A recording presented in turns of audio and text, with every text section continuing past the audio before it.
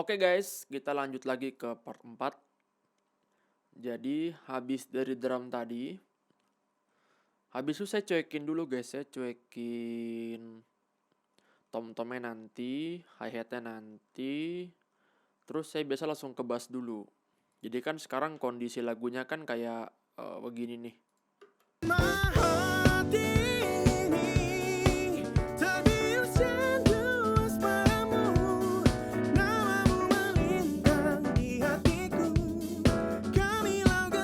Jadi udah ada piano, elektro piano, baru drum. Tapi drumnya masih pondasi doang ya, cuma kick, snare top, snare bottom, sama overhead. Kita lanjut ke ini, ke bass. Jadi ini bass ini kita buka dulu. Ini hasil jadinya ya.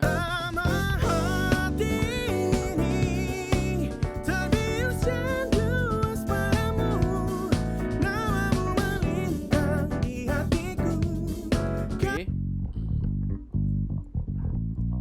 Ini sebenarnya bassnya udah kena preamp-nya Gary Jonathan sih, kemarin saya ke studionya saya summing. Untuk polosan preamp-nya itu kayak gini. Udah enak sih. Ada nggak ya mentahan polosnya, bentar ya guys ya. Yang benar-benar cuma rekaman direct doang ke song card lah gitu. Ini harusnya ini kali ya, kecil-kecil doang gitu. Aduh, lagi ada ampli simulator ya. Oke, jadi ini bass aslinya nih, kita matiin aja, kita dengar. Dari gainnya juga udah beda guys ya. Ini kecil banget gainnya, sini udah gede. Karena sini tuh udah di summing sama preamp-nya Gary Jonathan, summing Sultan ya. Jadi enak. Jadi ini polosnya sekarang ini saya solo nih.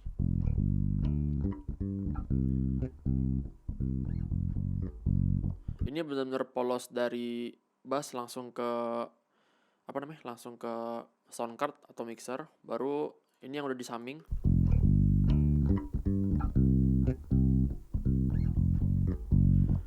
Suaranya lebih ini ya, lebih gemuk, lebih berisi. Jadi kayak memang sini kita nyari presence-nya ya, nyari hawanya gitu. Ini saya matiin lagi. Nyari hawanya supaya dia enak gitu. Di sini ada ini. Oh, ada meloden, kayaknya ada atasnya yang fals dikit. Biasa, senar belum ganti. Jadi saya melodennya dikit doang, yang melodi awal kalau nggak salah ya, melodi awal sih. Itu di mana nih ya? Alah. Nah. Yang itunya. Sebenarnya sih nggak fals banget sih. Cuma kayak kan sebenarnya nggak fals kan, nggak kerasa. Cuma saya ada ngerasa dikit kayak gatelnya sih kuping saya gitu, jadi ya udahlah. Oke, kita lanjut baru ke ini. Sini saya ada EQ. Nah, di sini untuk bass saya juga potong saya cut low-nya, sub-nya di mungkin sekitar dari ini 16 nih, 32 nih, mungkin 20 something ya. Jadi saya dari sini 20 something sampai habis, nggak terlalu banyak. Mau ngilangin sub-nya aja. Ini kalau kita matiin, berasa kan lebih panci sub-nya. Ini kalau saya nyalain, lebih kurang dikit kan. Jadi memang kalau sub-nya saya pengen dari kick juga, walaupun si kicknya saya potong juga gitu. Ya kembali lagi guys, ini memang sound treatment ini kalau yang belum terlalu paham tuh agak berbahaya gitu. Karena itu nanti yang bikin frekuensinya ngegulung kalau orang-orang bilang sih. Jadi karena low itu paling penting. Jadi kalau low-nya nggak dijaga tuh, bener-bener nggak diperhatiin, nanti dia ngegulung. Kayak pernah nggak sih kalian misalnya rekaman di rumah sama teman atau di studio, terus dikasih MP3-nya yang hasil apa namanya, ya hasil balance seadanya aja gitu kan, yang belum di mixing mastering. Kalau kalian dengar kan kayak suara itu gulung-gulung, kadang ada yang kedengeran, kadang kagak, kadang suaranya kayak ada yang tenggelam, ada yang kelelep, nah kayak gitu-gitu guys. Nah untuk high ininya kenapa saya cut, karena pas di summing kemarin noise-nya naik. Kedengeran nggak? Ini coba saya kencangin ya. Tuh. Alah, udah ngapik ini. Nah. Ada kan ada white noise gitu kan. Ini karena kemarin di summing di tempat Gerjo dikasih preamp, EQ segala macam. Cuma bassnya Vincent tuh emang lagi agak error dikit ya listriknya. Jadi kalau misalnya diangkat gainnya, dikompres, itu emang noise-nya pasti naik yang tadi saya bilang gitu. Makanya ini saya cut.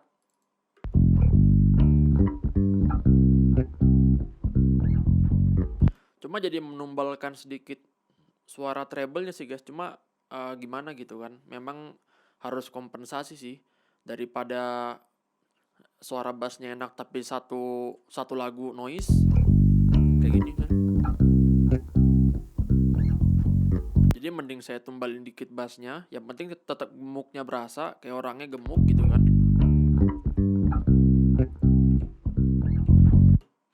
Jadi ya habis itu ya udah. Jadi saya lebih numbalin enaknya musisi untuk audiens daripada numbalin enaknya audiens untuk musisi gitu kan. Karena kan kita kan orang seniman kan dia sebenarnya untuk menyenangkan audiens. Jadi kadang-kadang memang idealis itu harus dikurang-kurangin gitu kan. Memang ya apa namanya, awalnya Vincent kayak bilang kok bass gue kayak agak mendem dikit ya pas udah di mixing. Ya situ baru saya kasih tahu ini sen gini, kalau enggak ntar gini. Oh gitu, oh ya udah. Nah kan kalau orang tahu alasannya kan enak gitu kan. Nah di sini kita baru di sini ada multi kompresor C6. Saya selalu pakai C6 guys buat ngelimit atau ngebatasin track. Karena emang paling enak ya ngebatasin ini yang kayak di video ke part berapa saya lupa. Pertama kali ya saya jelasin banget tuh. Dia bisa per frekuensi. Nah, jadi sini low sama mid-nya emang saya tahan. Tapi ini sekali-sekali yang ada si high-nya saya lepas saya nggak sama sekali nggak kompres. Jadi biar aja high-nya lepas. Nah, itu enaknya gini guys. Contoh penggunaannya gitu. Kalau yang udah di limit udah kita limit, kita batasin, tapi yang mau kita kasih free, kita bebasin frekuensinya. Nah, kayak gitu. Oke, lanjut ya. Kurang lebih udah ngerti semua guys ya nih ya. Ada attack, release, range itu jarak kayak ini kalau misalnya warna oranye ya. Nah, ini jarak kayak seberapa dalam dia kerja kayaknya sih. Oh, ini kayaknya kayak range EQ gitu juga sih guys.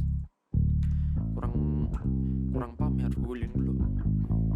Cuma bawaan default sih min 8. Kalau gain itu ya gain bisa naikin gainnya per ini. Cuma kalau saya sih memang cuma pure ngambil ngambil limitnya doang. Untuk gain lain-lain tuh saya pasti pakai kompresor lagi, pakai yang memang kerjanya di bagian sana gitu guys. Memang divisinya di sana gitu, kayak SSL, kayak dinamik yang lain-lain. Nah, di sini ada namanya sidechain. Nah, ini juga kadang ada pertanyaan nih sidechain. Oke, ini menarik nih guys. Jadi sidechain ini sebenarnya dia sistemnya sama. Kalau misalnya ini saya matiin dulu, ini kan sebenarnya sidechain ini kan sistem kerja sama ya, kayak kompresor yang ini. Ini kalau saya matiin, dia tuh cuma sama ngebatasin sistem kerja percis kayak si ini. Ini saya taruh di kanan yang limit, ini sidechain di kiri ya. Oke, sidechain lebih gede kotaknya. Dia juga ada, ini ada sidechainnya. Oke, ada kuncinya juga. Jadi kalau misalnya sidechain itu dia apa namanya? Dia nggak dipakein, nggak dinyalain fungsi sidechainnya, dia tuh bener-bener cuma nge-compress biasa doang kayak gini. Fungsinya sama. Oke. Tapi kalau sidechain dinyalain, dia tuh bisa nge-compress frekuensi yang kita trigger. Di sini saya trigger kick drum. Oke. Nah, jadi ini di sini ada boost. Ini kayak sense nge-sense boost. Jadi kan di setiap DAW itu kan ada boost atau aux ya. Jadi gunanya boost itu bisa buat dikirim-kirim kayak gini guys. Jadi kalau misalnya kalian mau ngerender juga misalnya bisa juga. Ntar saya contohin. Ini saya ngekirim ke boost 61. Volumenya saya bikin 0 aja. Jadi sekarang yang nerima channel boost 61 itu nerima suara kick drum. Oke, kalau yang belum paham kayak gini contohnya. Saya bikin track baru. Input saya itu saya ganti boost 61. Oke, nah jadi ini input atas, kalau di Pro Tools input atas, output bawah ya. Ya kurang lebih semua sih harusnya mirip ya, input atas output bawah. Nah, input ini kan biasa kalian kan input tuh kan ada macam-macam. Ya di sini sih udah saya namain sih. Biasa kan kayak ya kayak gini misalnya input 1, input 2, input 3 nih kan, input 8, input 9 gitu kan. Cuman udah saya namain ya biar gampang. Nah, kalau misalnya boost itu dia tuh special case, kita tuh bisa ngirim sesuatu ke boost untuk kita bisa sidechain atau kita mau buat trigger, jadi dia bisa buat banyak hal gitu. Nah sekarang kick ini dia kick ini kita masukin boost 61, artinya track kick ini kirim ke boost 61 nih. Jadi dia nge-send suara kick ini di-send ke boost 61. Berarti kalau ada yang input 61 ya kan, berarti dia menerima suara dari si 61. Kayak gitu guys, kira-kira gitu ya. Jadi kalau misalnya saya bikin ini outputnya boost 41. Oke, ini saya bikin 0 dulu volumenya.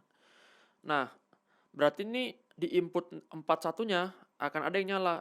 Misalnya saya bikin 41 di bass nih. Nanti kita contohin ya. Ini 61 kick. Ini saya solo. Nih, kalau saya klik rekam di audio 4, kicknya akan kerekam guys. Ini bassnya coba saya matiin. Oke, tapi delay ya. Karena ada plugin sih.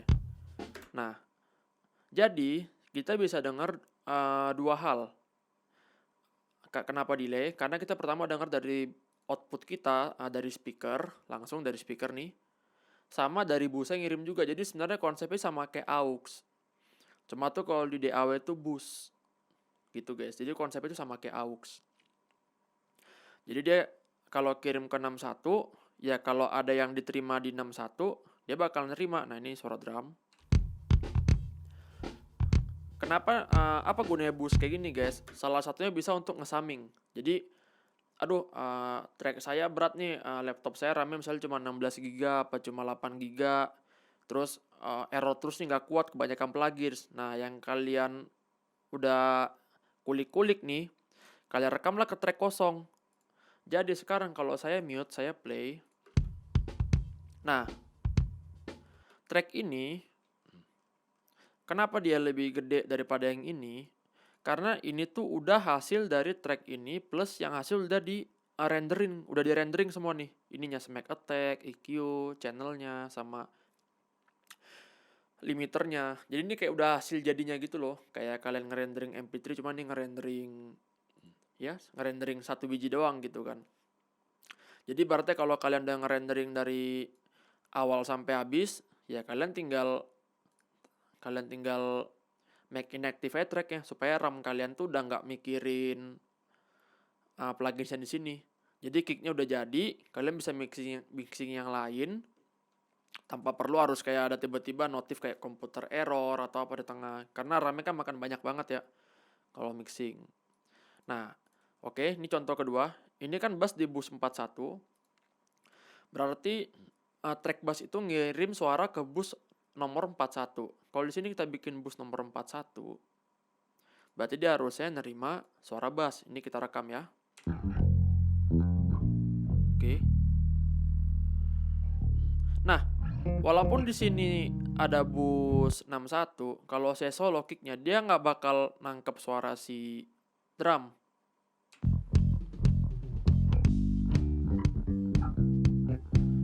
Dia nggak bakal nangkep guys. Ini coba saya matiin, saya solo aja nih.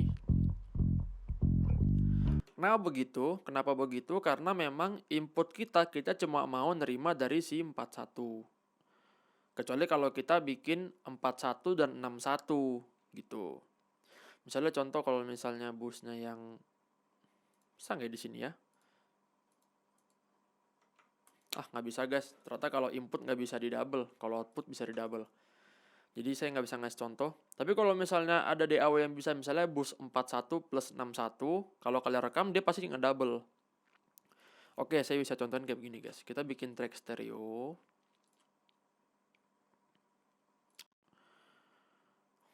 Di sini kita bikinnya busnya misalnya 7576. Oke, kita matiin dulu. Kita bikin busnya ini satu di drumnya di oke, ini aja langsung 7576. Baru kita copy. Nah, berarti kan sekarang kan nih kan bass sama drumnya itu kan ngirim ke 7576. Baru ada stereo track yang nangkap di 7576. Kalau saya rekam, dua-duanya pasti kerekam. Nah, gitu guys.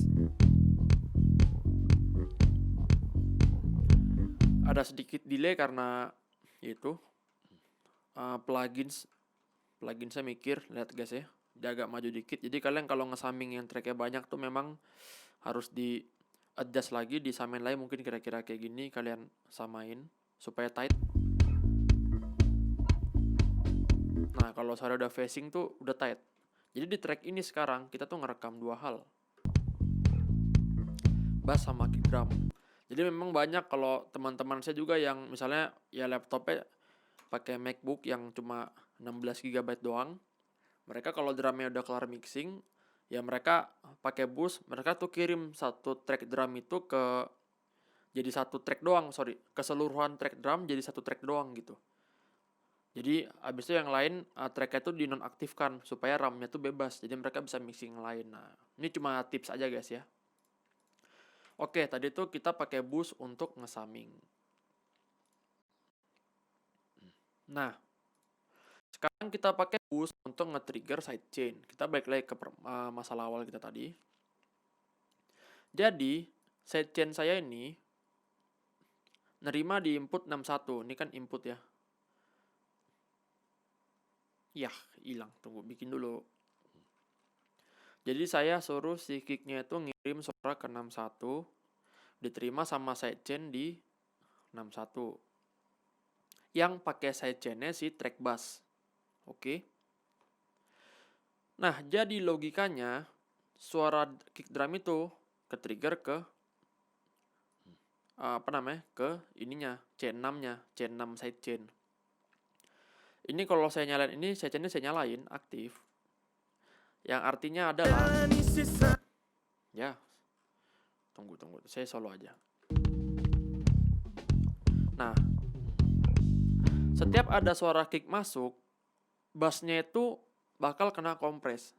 Yang ini yang kena kompres bassnya guys, karena kita pasang di bassnya. Ini kan, ini track kick kan tuh. Tuh kan, dedek, dia kan 2 kali kan. Ini yang cuma limit biasa doang, limit yang ngebatasin biasa.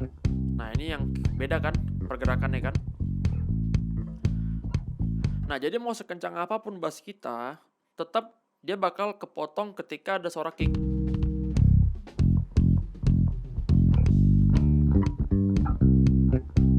Tuh, kicknya tetap kedengeran kan, tetap kedengeran jelas. Karena setiap ada kick yang nongol, dia pasti dipotong. Begitu kicknya nggak ada, ya udah dia nggak ngepotong.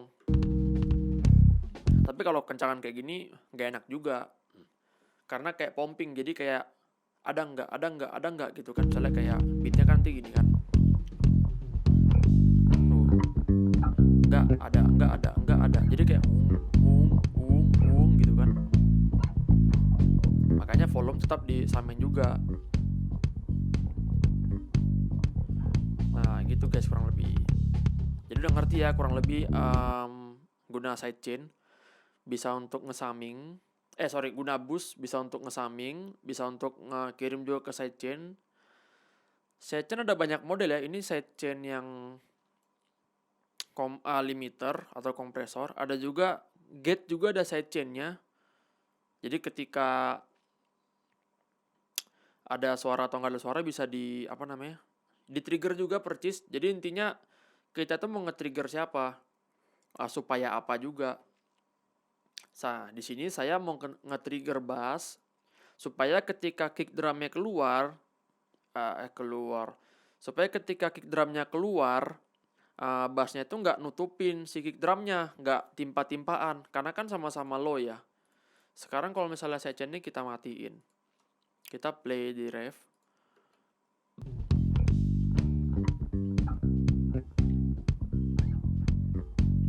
Akan ada saat-saat dimana kick drumnya itu kayak kecil, mungkin pas di ghost note sini kali ya.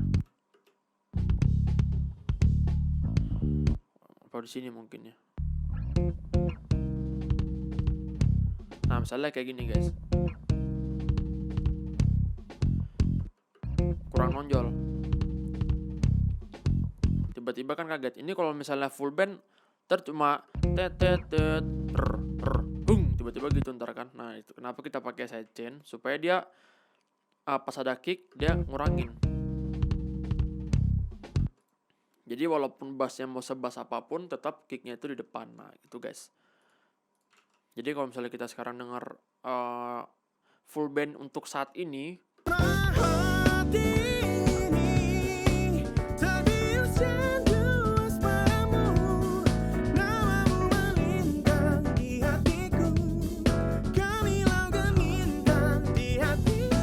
gitu guys. Jadi kurang lebih ngerti ya.